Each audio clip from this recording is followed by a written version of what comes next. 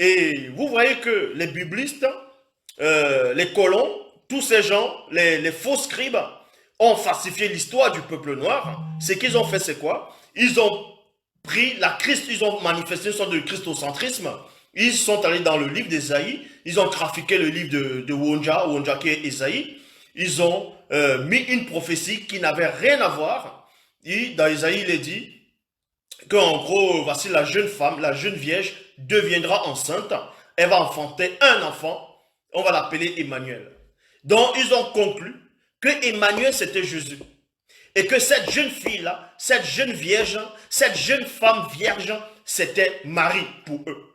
Or, quand vous lisez bien le livre d'Ésaïe, du prophète Ésaïe, donc qui est Wonja, vous allez comprendre que cette prophétie, cette jeune femme n'a rien à voir avec Marie, la mère du Christ.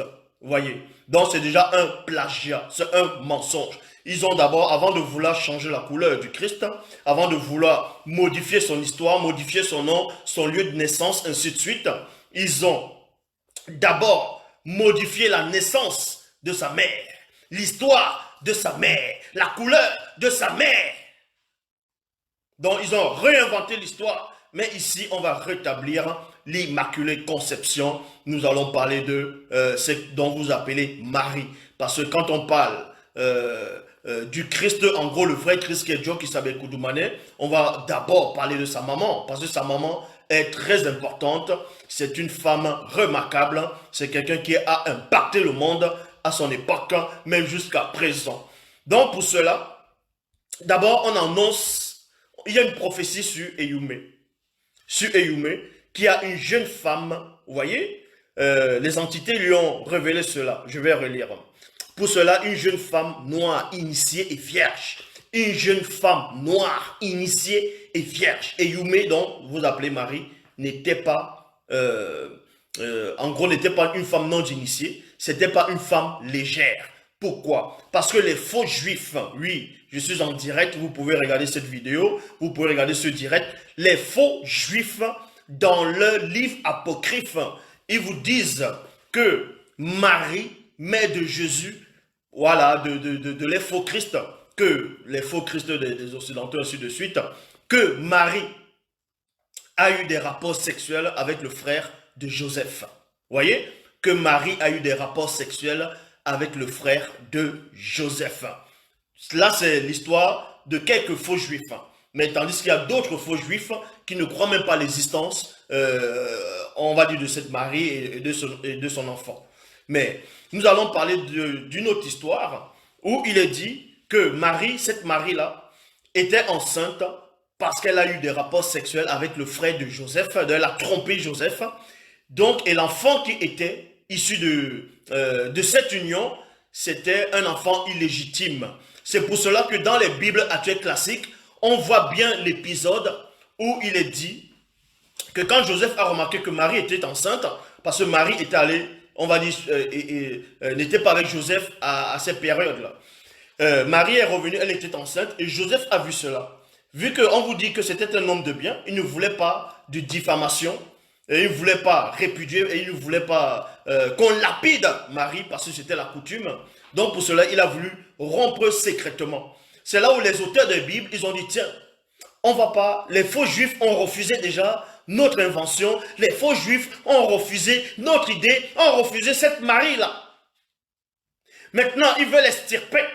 Et nous, on va pas manger la part du gâteau. Voici maintenant, les faux juifs ont refusé sa maman parce que sa maman c'était une adultérienne. Elle a commis l'adultère dans une faute, donc on devait la bannir. Donc ils ne voulaient pas l'enfant d'une femme adultère. Vous voyez, les faux juifs. Et c'est là où maintenant d'autres personnes, toujours les occidentaux, ils ont repris cette histoire, l'église romaine ainsi de suite, ils ont repris l'histoire, ils ont dit non, nous allons prendre cette histoire, mais on va un peu changer l'histoire, vous voyez. On va faire en sorte que cette femme n'a pas pu commettre l'adultère, mais bien entendu, c'est l'esprit qui viendra, par sa puissance, entrer en elle et va avoir un enfant miraculeux. Donc, ils vont nommer Jésus. Là, ils ont juste pris l'histoire du vrai Christ, mais ils ont changé les noms, ils ont changé les lieux de naissance et des dates, ainsi de suite. Donc, voilà un peu l'histoire. Mais ici, nous allons vous parler de la vraie histoire d'Eyumé, la maman du vrai Christ. Avant de vous parler un peu du mystérieux Christ et plus tard répondre aux questions. Parce que beaucoup de personnes actuellement dans le monde sont en train de vous fêter, vont fêter, et d'autres sont en train déjà de fêter la naissance, la fausse naissance de ce personnage nommé Jésus-Christ qui n'existe pas, qui n'a jamais existé et qui n'existera pas. Donc, dans Koudoumane, chapitre 1, verset 1 à 10, il est question des parents d'Eyumé. Parce que dans les Bibles actuelles classiques, on ne parle pas de l'enfance de Marie.